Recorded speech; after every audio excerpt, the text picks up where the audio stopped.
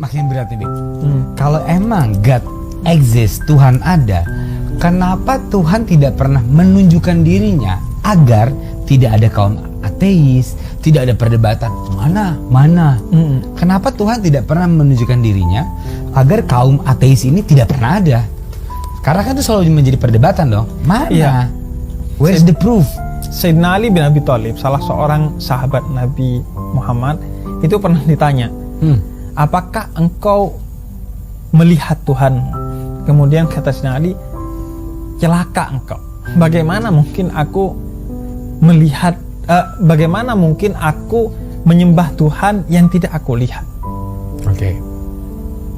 Kemudian seorang spiritualis muslim yang kocak, yang menyebarkan nilai-nilai spiritualitasnya dengan kekocakan, namanya Nasruddin Hoja. Oke.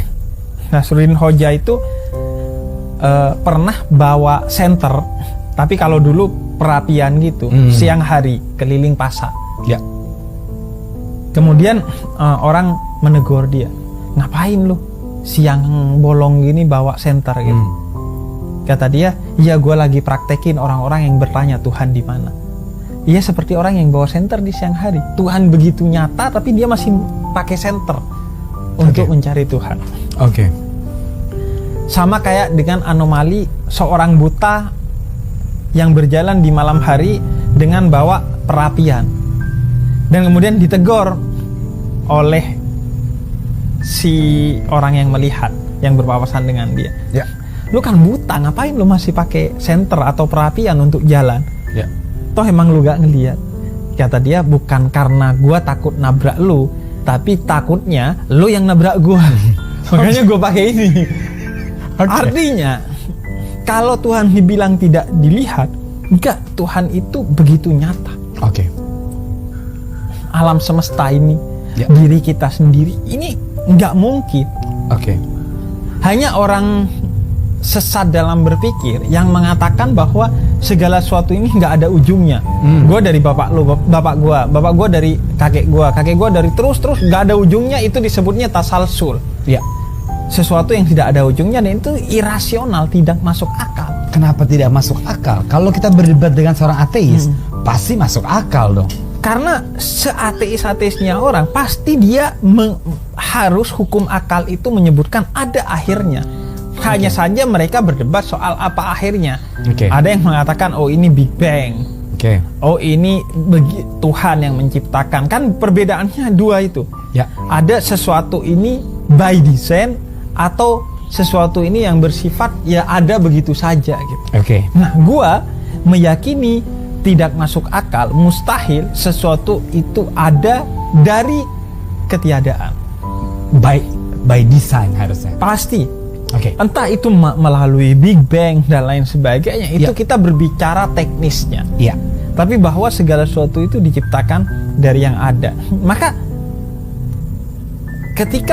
Makanya di dalam Al-Quran disebutkan, kemanapun kamu melihat, di sana wajah Tuhan. Maka dalam segala sesuatu ini seharusnya menyebabkan kita semakin berkata subhanallah, maha suci Tuhan kalau dalam Islam. Makanya ketika lu melihat alam semesta, itu dituntut untuk berzikir kepada Tuhan. Berzikir bukan hanya menyebut, tapi menyadari bahwa segala ini mustahil diciptakan tanpa oleh Tuhan. Iya. Sama dengan seorang ateis mendebat seorang teis. Kemudian dia janjian, besok kita ketemu untuk debat, disaksikan masyarakat. Kalau lo kalah, lo jadi ateis. Kalau gua kalah, gua jadi teis. Besoknya jam 3 si orang yang teis ini nggak datang. Jam 4 nggak datang, si ateis ini bilang, lihat, bertuhan tapi terlambat. Apakah ini bertuhan? Bahkan mungkin nggak datang, dia tidak menepati janjinya. 4:30 dia datang. Kemudian kata dia, sorry gue terlambat. Kenapa terlambat? Tadi gue mau nyebrang sungai, kesini gue harus nyebrang sungai, gak ada perahu. Terus kata si ateis, gimana dong? Akhirnya gue duduk-duduk aja pinggir sungai. Tiba-tiba ada pohon yang jatuh, kemudian jadi perahu. Ya udah gue naik itu. Si ateis ini ketawa, kok mana mungkin ada pohon jatuh begitu saja jadi perahu? Terus dia lebih ketawa kenceng. Kakak, mana mungkin ada alam semesta dengan begitu keteraturan dan keindahannya gak ada yang ciptain. Oh, nice. Jadi ketika lu melihat tidak dengan mata kepala doang, tapi dengan mata hati dan mata pikiran, maka lu akan menemukan Tuhan di sana. Itu yang dimaksud oleh Sayyidina Ali. Saya melihat Tuhan. Okay. Atau sederhananya begini. Kenapa lu tahu bahwa ini warnanya coklat? Okay. Karena ada warna putih, ada warna merah, ada warna ini dan itu. Ya. Karena ada perbandingannya yang menyebabkan lu tahu bahwa ini coklat. Oke. Atau gua kasih pertanyaan yang lebih sederhana. Orang buta itu melihat warna apa? Tidak melihat apapun. Tapi warna yang dia lihat Hitam. hitam. Ya. Apakah dia tahu warna hitam jika dia dari kecil seorang yang buta?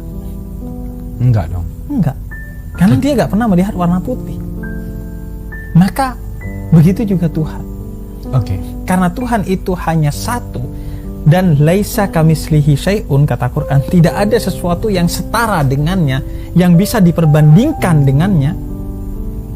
Maka semua ini sebenarnya cahaya Tuhan, tapi lu gak paham karena lu gak pernah melihat perbandingan yang lain dari Tuhan. Lu gak pernah melihat Tuhan yang lain. Karena Tuhan itu Esa, maka lu menganggap semua ini bukan Tuhan. Padahal semua ini adalah manifestasi dari Tuhan. Sehingga gua katakan, susahnya menjelaskan Tuhan kepada seseorang yang tidak bertuhan adalah seperti susahnya menjelaskan warna hitam kepada orang buta.